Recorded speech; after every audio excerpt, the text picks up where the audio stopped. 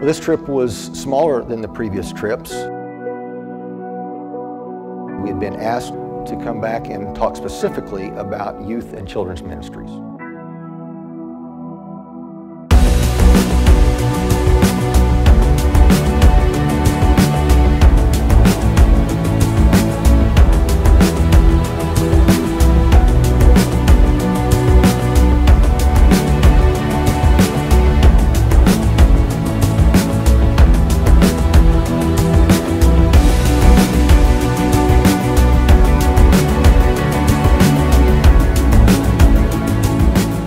My initial role was the trip leader, so even before we left, I was responsible for organizing and getting things prepared for the trip and ensuring that we had places to stay and just the logistics of that. In country, did some of the teaching and did a number of times preached at churches on both the Sundays that we were there. On the first Sunday that we were there, I preached initially at the Hosanna Church. Well, the Hosanna Church, it's a big city. There's electricity, there's electrical instruments, there's a lot more, and there's also a lot more people, so it's very different. We then went to DeBoncho a couple hours later. I preached there. There's no electricity, the singing is very different, the building is different, everything about it. It really is, it's like, in many respects, two different worlds within just literally a few miles of one another.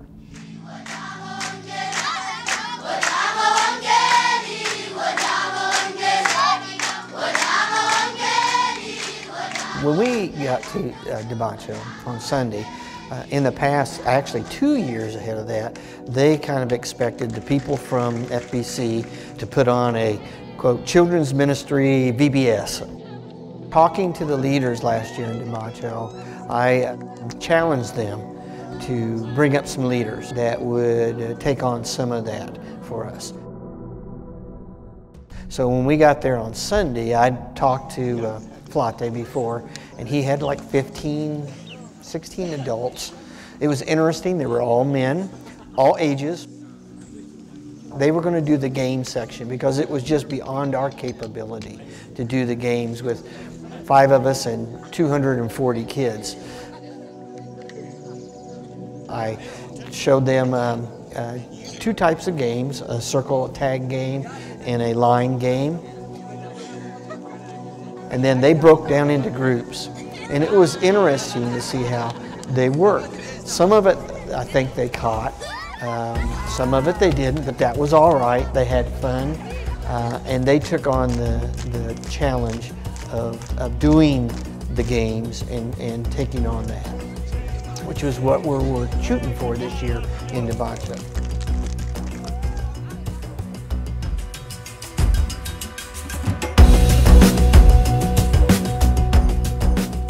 A lot of churches in that culture do not have anything for children. The first time that I went to Ethiopia, the children all either sit in a group on stools in the bigger church or in a corner in the Boncho on a mat, and for the 2 or 3 hours of the service they sit there. They have a couple of gals with them. I noticed every once in a while they'd swat them with a stick or something, but they kept them in line. But they were pretty good kids, they really were.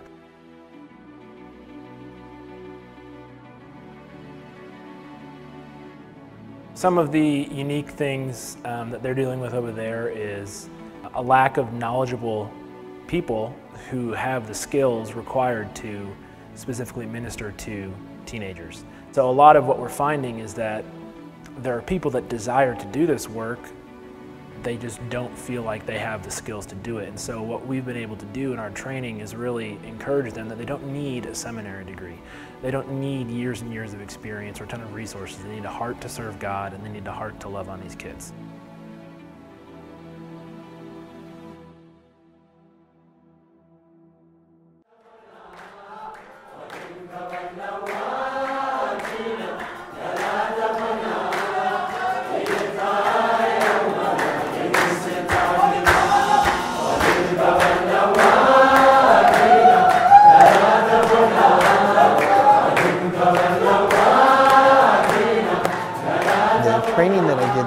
basically a good overview of what children's ministry is, how children learn at all different levels, and actually did a couple of games to show them how that works into ministry, a couple of Bible stories that we could do by just talking about it.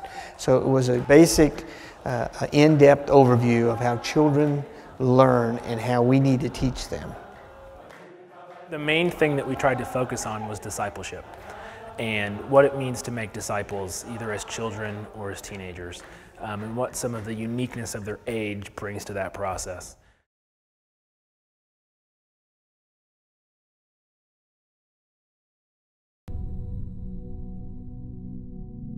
One of the things about ministering in Ethiopia, and probably any foreign country, is that you have to be really flexible. On this particular day when we were going to minister to the kids or the college students in Hosanna, we didn't really know what to expect. We had a plan in place of Cam was going to talk about certain stuff and Steve as well, but it was going to be very broad because we weren't sure really what they were looking for. And it was a time where we were just standing outside of the building that we were going to meet at, and some of the college students started arriving. And the Lord placed on my heart just to start going up, talking to them, introduce myself, get to know them a little bit. In the midst of talking to them, I was able to really hear their heart of what they were what they were looking for. So the Lord totally intervened in that, and we were able to go in a different direction, and it led to us asking them questions about where they're involved in ministry, what they're doing, and what kind of training resources would be helpful to them. And it turned out to be an amazing time of testimony, to be able to hear their hearts for the Lord and hear their hearts for ministry, and the Lord used that.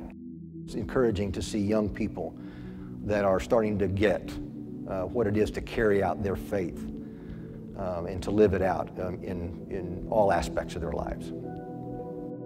At the end, it was really a great picture because we were, as individual leaders, we were able to go out with these groups of college students to be able to pray for them, be able to pray over them that God would bless the ministries that they're involved in, to be able to bring other people to Christ, to be able to grow people's personal relationships with Him. And it was a beautiful picture.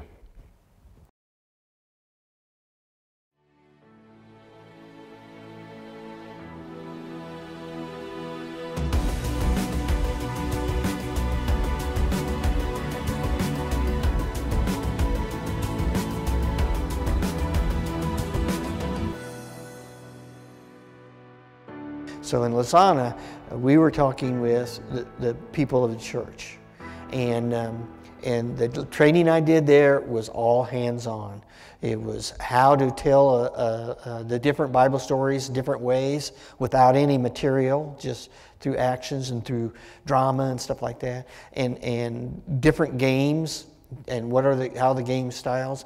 I think the thing that was really interesting to me, I had several leaders come up to me, and I tried to pick games and stuff that went along with the story, and they came up to me and says, "I understand now.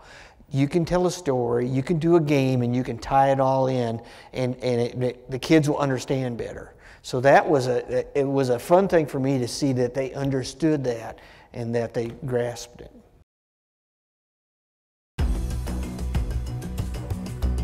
When we were introduced to the Focus ministry, some of us were confused about what Focus actually was, but it turned out to be an established ministry to college students, to be able to minister to them at college campuses and to be able to disciple them and get them involved in ministry, as well as helping them and encouraging them to excel in their studies and as well in their personal relationship with Christ. Yeah, when we came back to Addis after being in Hosanna, we were scheduled to do a 2-day training time with Focus students from the local regional campuses. And we were told it was going to be a large number of students. We didn't quite know what that meant. We got there and there was probably, I don't know, maybe 100 students. So the second day, we found out that there was going to be a lot more students. The building was packed. There was probably about 1,000 students there or more, and all hungry to hear training from the Word, to hear training on evangelism, and to be able to worship their Lord. If you haven't been there, their worship is awesome. They love the Lord, and you can tell it. We were able to meet the founder, and now I guess he's vice president because he succeeded that role to a younger person. But it was neat to be able to see his heart and to be able to see his vision for Focus Ministry, to be able to see his vision for these college students and for the potential that they have.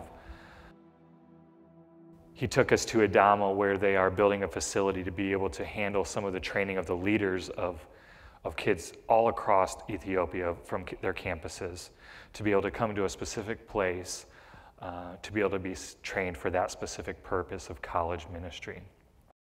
And now, just in a couple of years, a short amount of time, that ministry has expanded to probably over 200 campuses around the country. And they're even starting to expand into high schools, the high school campuses there, to be able to reach these teenagers and reach these college-age young adults and disciple them for Christ.